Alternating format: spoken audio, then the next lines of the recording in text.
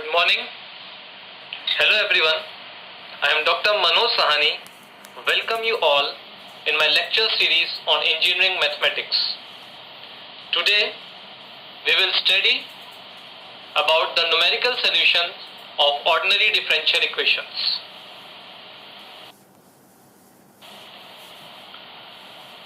Now we will study about an ordinary differential equation.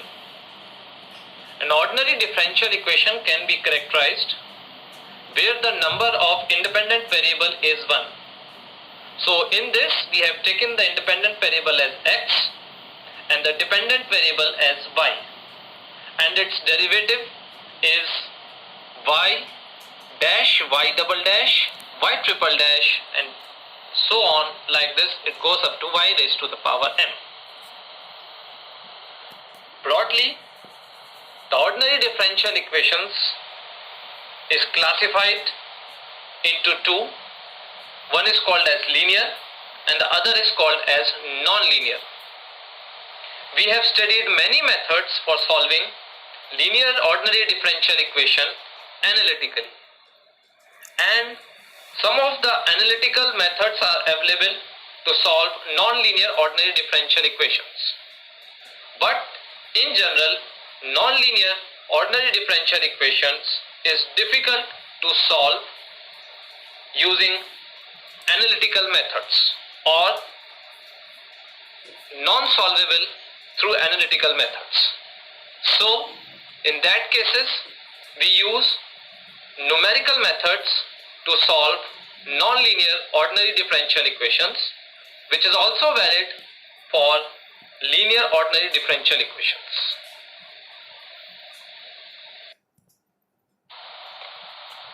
Now, as I mentioned in my previous slides, there are various standard methods available analytically to solve linear ordinary differential equations.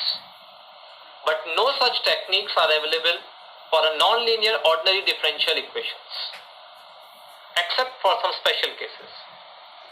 So the ordinary differential equation arising in practical situation are generally quite complex and non-linear in nature. So in such cases, only the numerical method is the only recourse.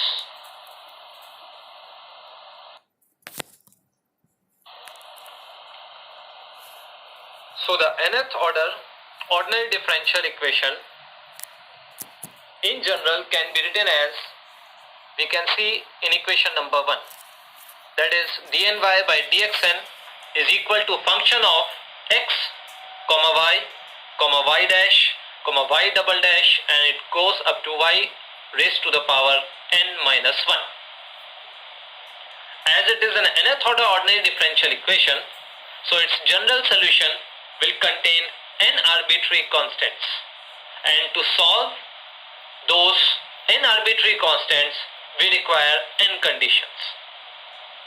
So if the conditions are given at a single point, then we call those problems as initial value problems, and if the n conditions are defined at more than one point, then those problems are called as boundary value problems.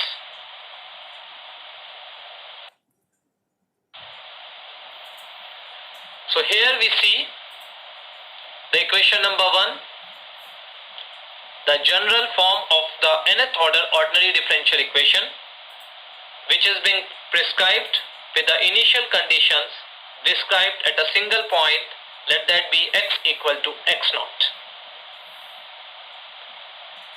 So we will see this nth order ordinary differential equation can be written as n simultaneous first order ordinary differential equations. So to see that, we are introducing new variables, that is w1, w2, and like this wn minus 1. Now what is w1? So w1 we are defining it as dy by dx y dash, w2 we are defining it as y double dash, and wn minus 1 we are defining it as dn minus 1 by dx n minus 1. So in this way we are able to reduce the nth order ordinary differential equation into n first order ordinary differential equations.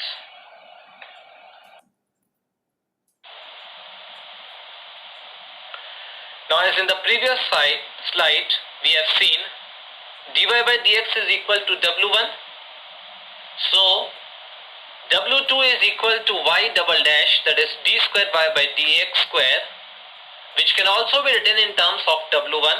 So I am writing it as dw1 by dx. And similarly, if it goes on, then w3 can be written as dw2 by dx. And similarly, we can write n simultaneous ordinary differential equations. So what does it imply? That every nth order ordinary differential equations can be reduced to n simultaneous first order ordinary differential equations.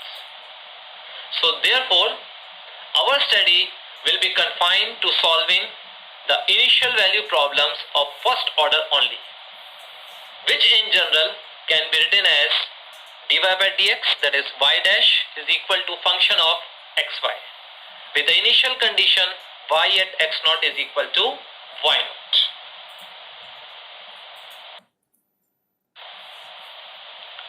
So there are various methods available in numerical to solve first order ordinary differential equations. Some of the methods that I have listed it here is Picard's method of successive approximation, Taylor series method, Euler's method, modified Euler's method, Runge-Kutta fourth order method, and Milne's method, and the last is Adams-Bashforth method. In this lecture, we will going to study the first method, that is Picard's method of successive approximation.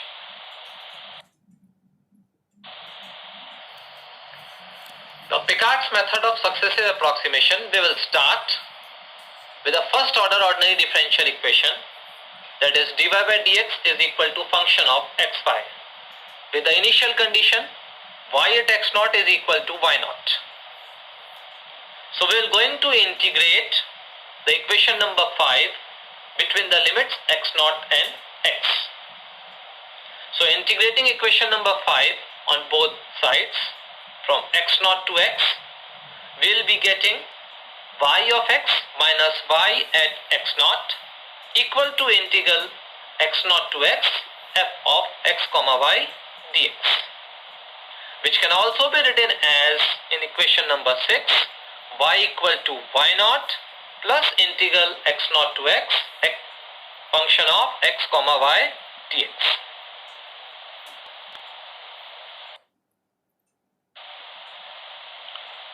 Now, as in the previous slide we have seen equation number 6.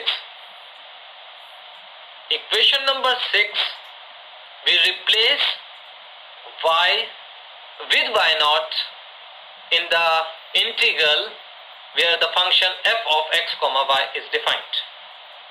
We are replacing y with y naught, so we can write the equation number 6 as equation number 7, that is y1 is equal to y naught plus integral x naught to x f of x comma y naught dx. Now this we are calling it as a first approximation. Similarly, to get a second approximation in the integral of the function, y naught is replaced with y1. So we will get a good approximation as compared to the first one. So equation number 8 depicts the second approximation, which can be written as y2 equal to y naught plus integral x naught to x function of x comma y1.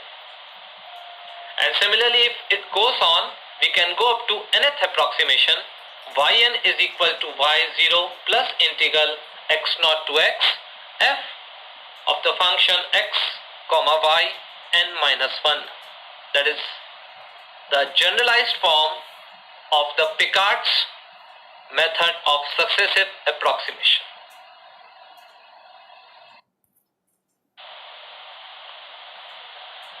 So all of you are thinking when to stop this process. Now the process is stopped when the two values of y, that is yn minus 1 and yn, are same to the desired degree of accuracy that the user wants. And the major drawback of this method is that in each of the approximation we need to integrate the function. So integrating in each approximation is a very difficult task, and for many functions the integration is not possible or it is very complicated. Third, this method in general we do not call it as a numerical method, so that is why it is called as semi-analytical or approximate analytical method.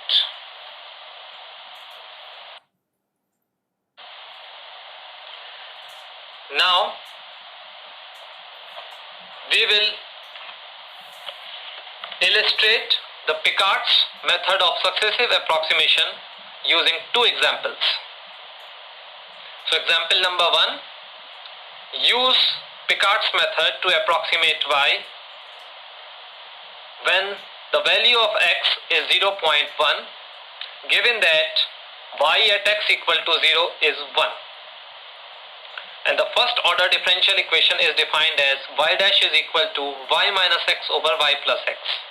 So here f of x comma y is equal to y minus x over y plus x. So first we will calculate the first approximation, which is given as y1 is equal to y0 plus integral 0 to x f defined at the point x comma y0. So y0 is equal to 1, so we will put 1 plus integral 0 to x because x0 is 0, and in the function f of x comma y we will be putting x comma y0, so it implies y0 minus x over y0 plus x, that is 1 minus x over 1 plus x. And if we integrate this, we will be getting 1 plus 2 log 1 plus x minus of x, integral, the limits is being defined from 0 to x, which on simplifying will be getting 1 minus x plus 2 log 1 plus x.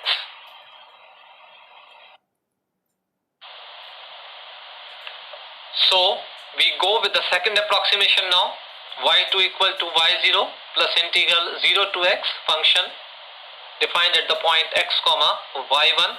y1 we have calculated in the previous slide, so it will be 1 plus integral 0 to x y1 minus x over y1 plus x.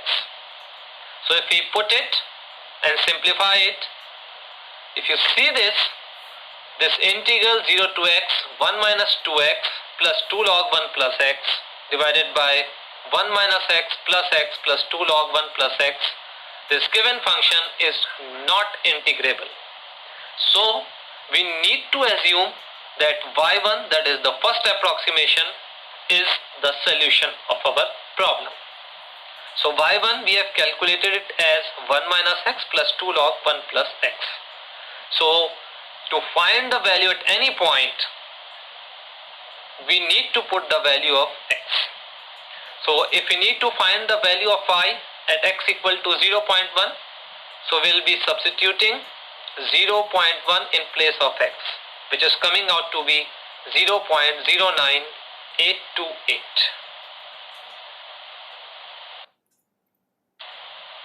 And example 2,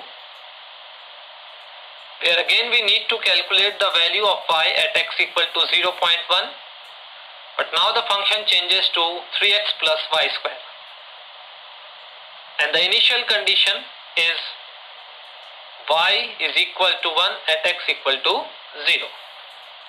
So again, the first approximation has been calculated, and you can see it is coming out to be 1 plus x plus 3x square by 2. Similarly, we go for the second approximation.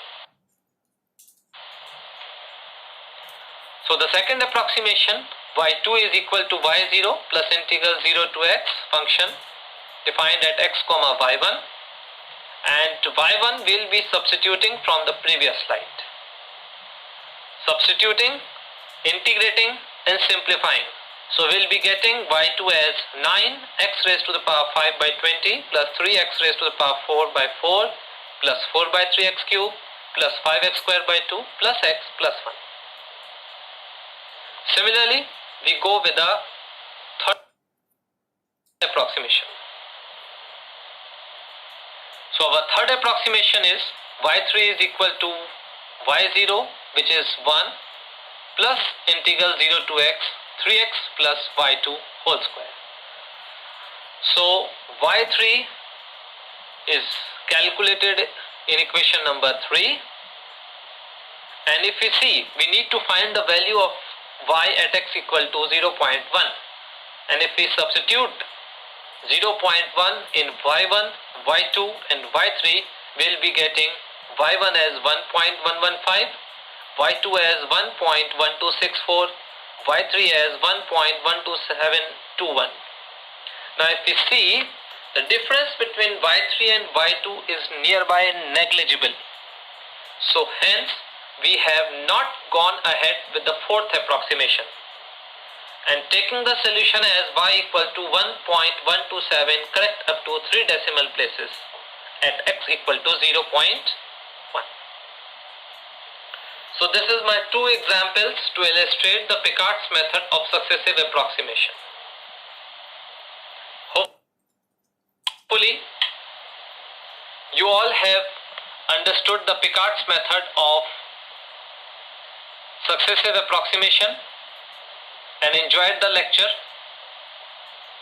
I thank you all for your very kind attention and request you to stay at home and be safe.